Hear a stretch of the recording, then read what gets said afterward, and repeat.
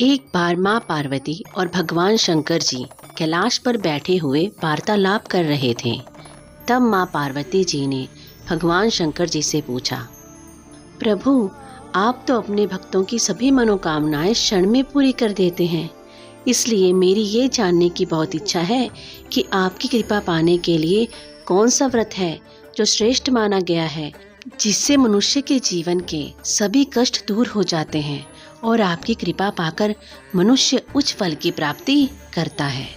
देवी, आपको तो ज्ञात है, महाशिवरात्रि का दिन मुझे अति प्रिय है।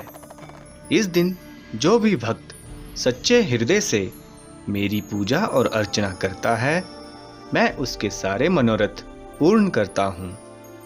आज मैं आपको महाशिवरात्रि व्रत से जुड़ी एक शिकारी भक्त चित्रभानु की कथा सुनाता हूँ कि किस प्रकार चित्रभानु ने अनजाने में ही मेरी पूजा के फल से मोक्ष प्राप्त कर लिया। चित्रभानु नामक एक शिकारी था। पशुओं की हत्या करके वह अपने कुटुंब को पालता था। चित्रभानु ने एक साहूकार से पहले कभी ऋण लिया था, लेकिन वह समय पर साहूकार का ऋण नहीं चुका सका, जिस पर क्रोधित साहूकार ने शिकारी को बंदी गृह में डाल दिया।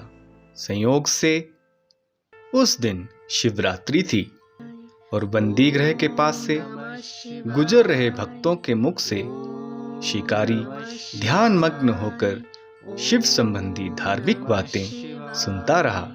चतुर्दशी को उसने शिवरात्रि की कथा भी सुनी। संध्या होते ही साहूकार ने उसे अपने पास बुलाया। देखो चित्रभानु, ये तुम्हारा आखिरी मौका है मेरा ऋण चुकाने का। इसके बाद मैं तुम्हें इससे भी कठोर दंड दूंगा। नहीं नहीं साहूकार जी, मुझे बस कल तक का समय और दे दो। आपका सारा ऋण लौटा देने का वचन देता हूँ। ठीक है, सिर्फ कल तक का समय ही दे रहा हूं। अगर तू अपने परिवार के साथ इसी गांव में रहना चाहता है तो कल तक मेरा सारा कर्जा चुका देना। उसके पश्चात शिकारी घर जाने की बजाय सीधा वहां से जंगल में शिकार के लिए निकल गया। लेकिन दिन भर बंदी गृह में भूखे प्यासे बंद रहने के कारण चित्रभानु भूख प्यास से व्याकुल था। उसने शिकार करने के लिए तालाब के किनारे बेल वृक्ष पर पड़ाव बना लिया। इस बेल वृक्ष के नीचे शिवलिंग था जो बेल पत्तियों से ढका हुआ था। चित्रभानु इस बात से अनजान था। पड़ाव बनाते समय चित्रभानु ने बेल वृक्ष की जो टहनियां तोड़ी, उसकी बेल पत्तियां संयोग से वृक्ष के नीचे बने शिवलिंग पर गिरती रही। इस प्रकार दिन भर भूखे प्यासे रहने से चित्रभानु का व्रत भी हो गया और शिवलिंग पर बेलपत्र भी चढ़ गए। रात्रि का एक पहर बीत चुका था। चित्रभानु शिकार की तलाश में अभी तक उस बेल वृक्ष पर ही बैठा था। तभी एक गर्भवती मृगी तालाब पर पानी पीने पहुंची। शिकारी चित्रभानु ने धनुष पर तीर चढ़ाकर ज्यों ही प्रत्यंचा खींची, मृगी बोली, मैं गर्भिणी हूँ, शीघ्र ही प्रसव करूँगी।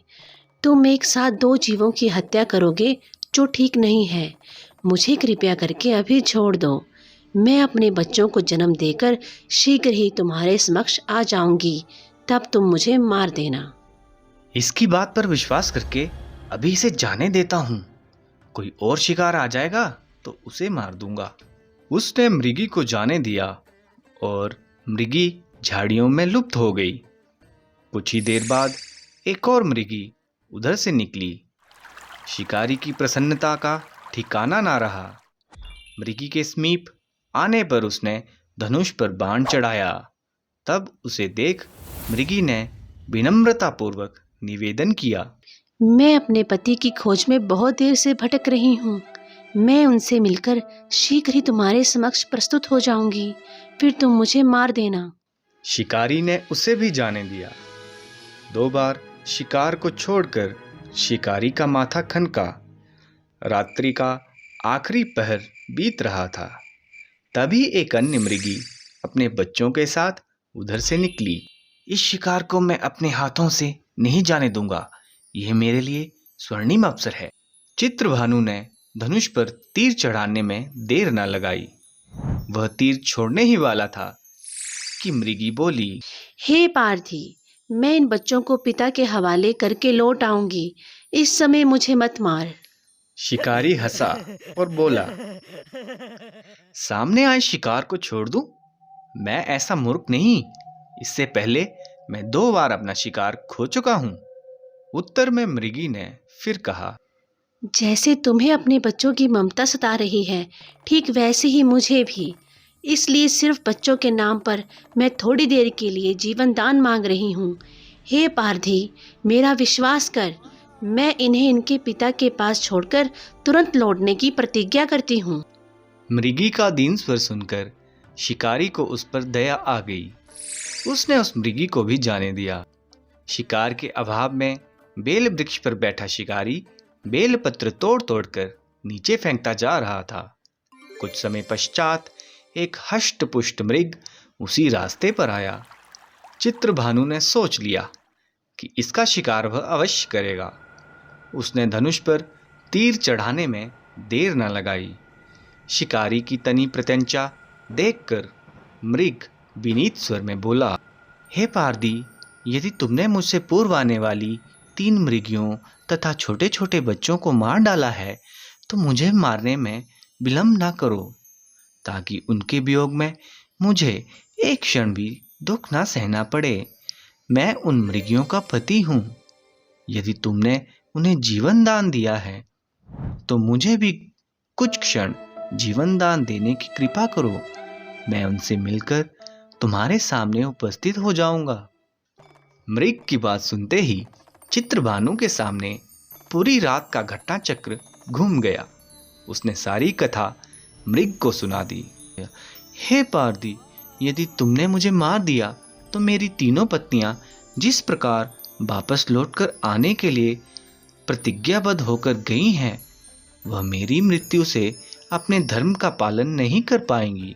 अतः जैसे तुमने उन्हें विश्वास करके छोड़ा है, वैसे ही मुझे भी जाने दो।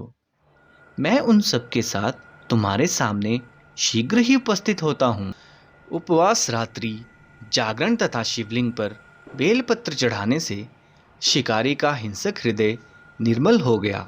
उसमें भागवत शक्ति का वास हो गया था।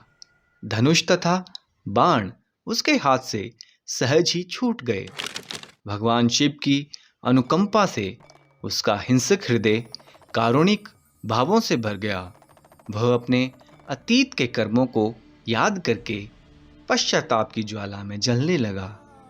थोड़ी ही देर बाद मृग सहपरिवार शिकारी के समक्ष उपस्थित हो गया ताकि वह उनका शिकार कर सके, किंतु जंगली पशुओं की ऐसी सत्यता, सात्विकता एवं सामूहिक प्रेम भावना देखकर शिकारी को बड़ी ग्लानि हुई।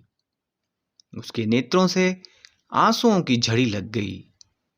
उस मृग परिवार को ना मारकर शिकारी ने अपने कठोर हृदय को जीव हिंसा से सदा के लिए हटा कोमल एवं दयालु बना लिया। देवलोक के समस्त देव समाज भी इस घटना को देख रहा था। घटना की परिणति होते ही देवी देवताओं ने पुष्प वर्षा की। इस प्रकार हिंदू धर्म में महाशिवरात्रि त्योहार का बहुत महत्व है। इस दिन देवों के देव महादेव और माँ पार्वती का विवाह हुआ था। महाशिवरात्रि के दिन भगवान शंकर की पूजा की जाती है।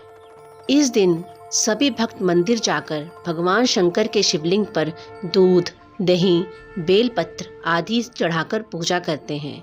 मान्यता है कि इस दिन पूजा और व्रत करने से व्यक्ति की सभी मनोकामनाएं पूर्ण होती हैं।